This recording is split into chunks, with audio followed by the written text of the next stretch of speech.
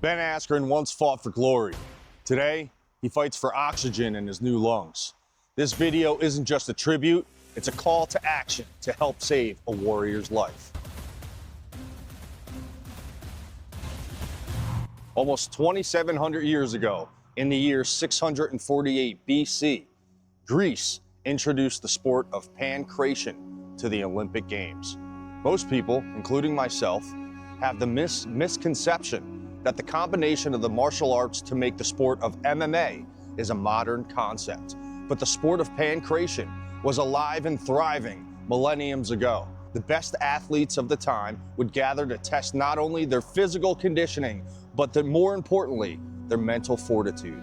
This ancient combat sport would combine boxing and wrestling techniques while also allowing kicks, elbows, chokes, holds, joint locks, and submissions. Like modern MMA, they were not allowed to gauge eyes or bite an opponent.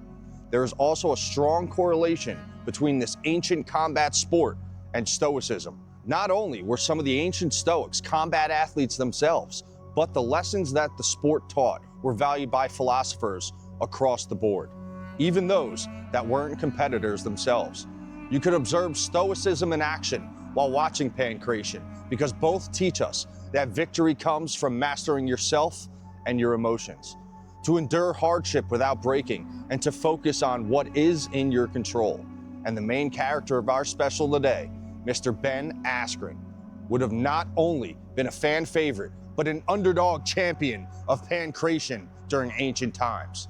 Now, for those of you who are unfamiliar with Ben Askren, let me give you a hard-earned, extensive introduction highlighting all of the awards and accomplishments that he achieved, starting in high school and all the way up till we reach current times, where he is currently in the midst of the most important fight of his life, a fight for his life.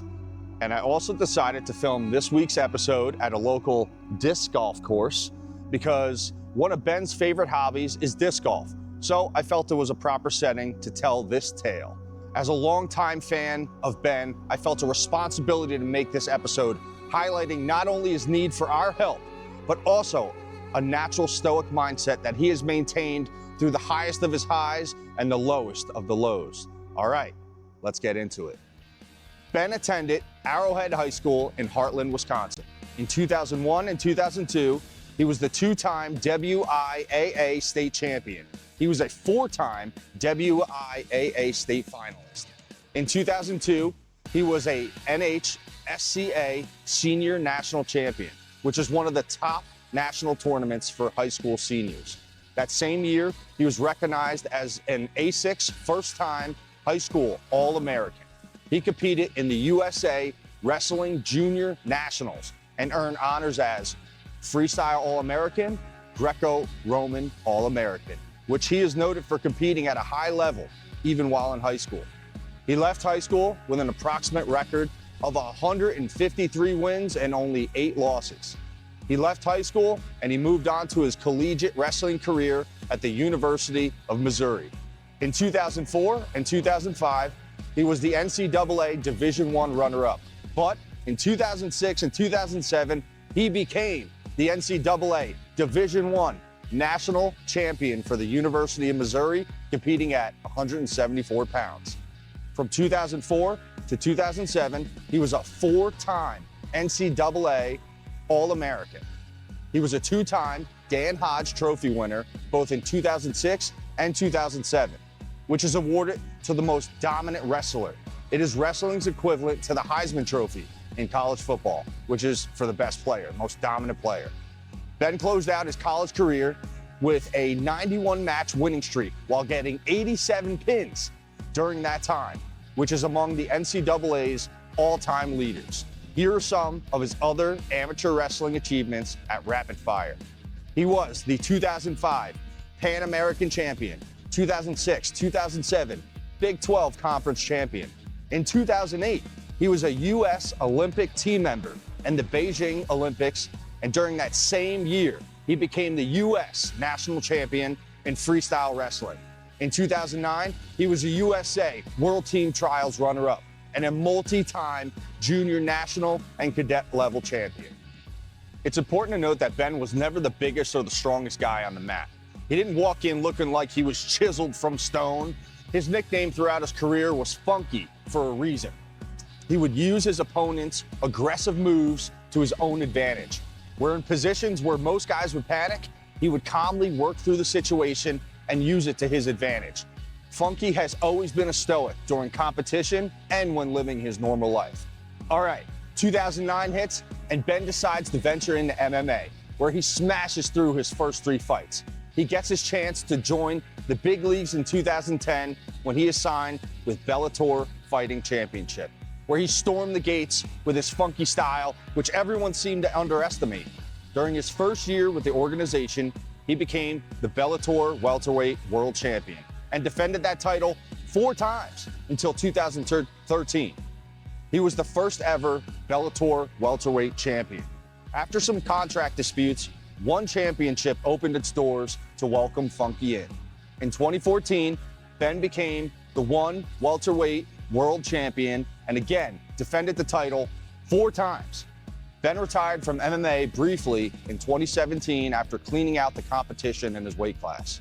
He won his final fight and won championship in under 1 minute. Ben shifted his focus from an active warrior into dad, husband, and coach mode.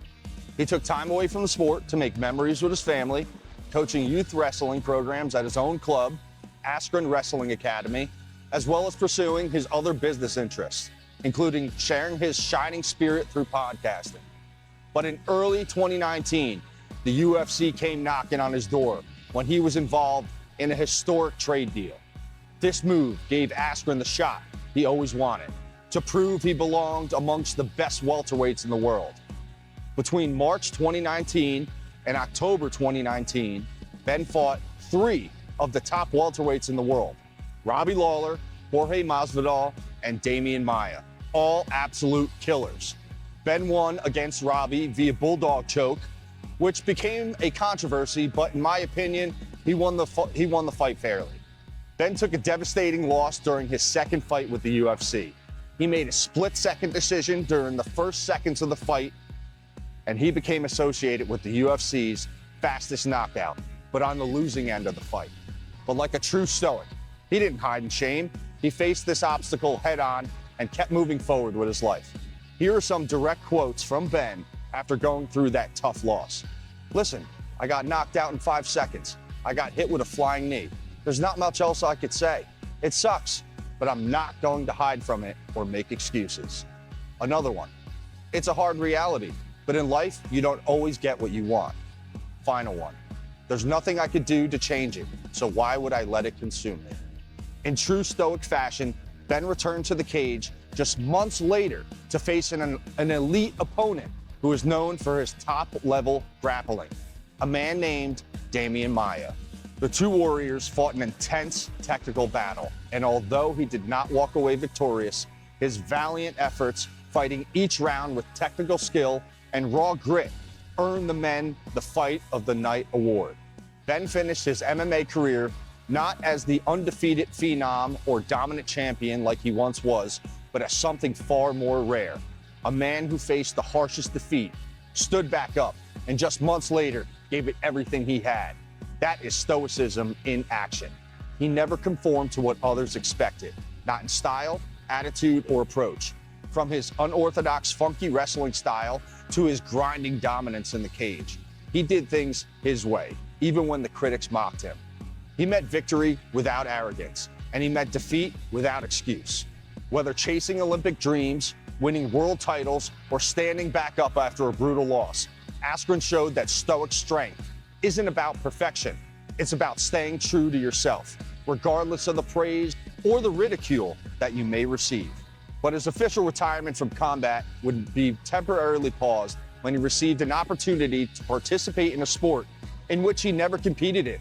When 24-year-old rising boxing star Jake Paul came knocking 36-year-old Ben Askren, with no competition boxing experience, decided he would lace up the gloves and challenge himself one last time in the Coliseum. His boxing match against Jake Paul wasn't about pride or legacy. It was a man testing himself once more, knowing full well the risks. He lost the competition, but more importantly, walked away with honesty, humor, and acceptance. A Stoic accepts reality, owns the outcome, and keeps moving forward. Ben happily laid the gloves down in 2021 and returned back to his life in Wisconsin. He continued leading his youth wrestling programs at his family business, Askren Wrestling Academy. You can really hear the passion in his voice when he speaks about helping the next generation of wrestlers becoming the best versions of themselves. You can always depend on hearing his awesome dry humor on one of the many podcasts that he would participate in. He took his speaking abilities to the next level by doing public speaking events. And as someone who hopes to write multiple books during my lifetime, I was stoked to see when Ben became an author, releasing his memoir named after his longtime nickname, Funky, My Defiant Path Through the World of Combat Sports. If you're into books, you should definitely give it a read.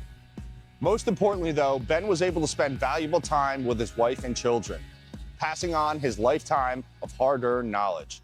But this peaceful life that the Askrens were living would all change for the worst in early June of 2025. On that day, Ben was diagnosed with severe pneumonia that caused a bad staph infection. His condition worsened rapidly, leading to lung failure and the need for mechanical ventilation, as well as the need for ECMO, which is a life support technique that temporarily takes over the function of the heart and lungs. His lungs were damaged beyond repair, requiring a double lung transplant. He was immediately placed on a donor list for a pair of new lungs. A quick note, throughout this hospital stay, he was unconscious in a coma for over a month. During this period, Ben's heart stopped 4 times, each time lasting about 4 seconds. When he was asked to reflect on the surreal experience, he said, "I only died 4 times, where the ticker stopped for about 20 seconds, which is not ideal." He ended that statement smiling, always tossing his dry humor into the mix.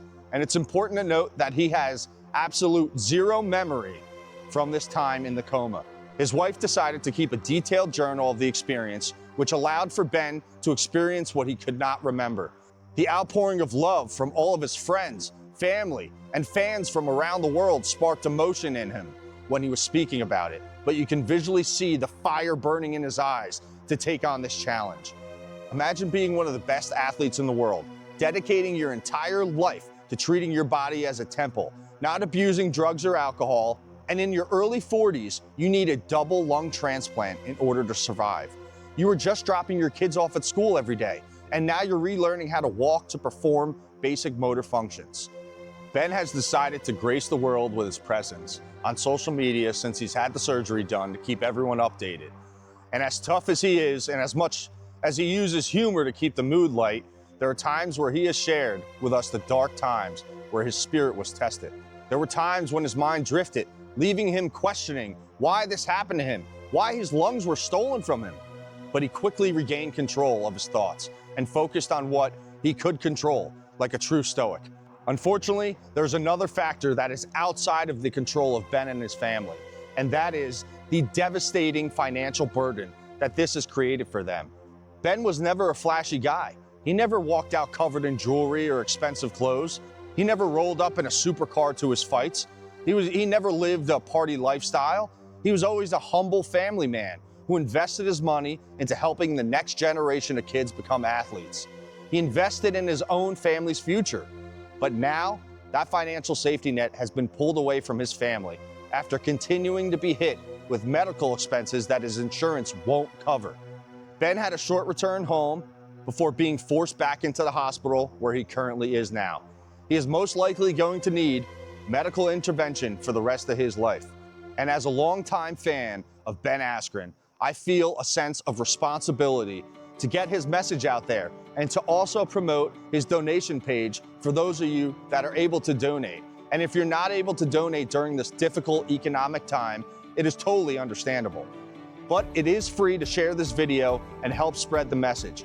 Ben is fighting his toughest fight to date, and he needs as many people in the arena cheering him on as possible. Make some noise, tag him in your comments, let him feel the love. In a book I was reading called How to Live Like a Roman Emperor by Donald Robertson, there's a quote that says, "Treat the event like a sparring partner. It is an opportunity to strengthen your emotional resilience and coping skills. We don't need tragedies like this to happen directly to us to learn from them. Watching someone like Ben go through hardship can benefit our own mental fortitude. We can learn through witnessing not only his courage and determination, but his willingness to accept what is and what isn't within his control. I'd like to close out this episode with a quote from Letter 13 titled Groundless Fears by a Stoic named Seneca.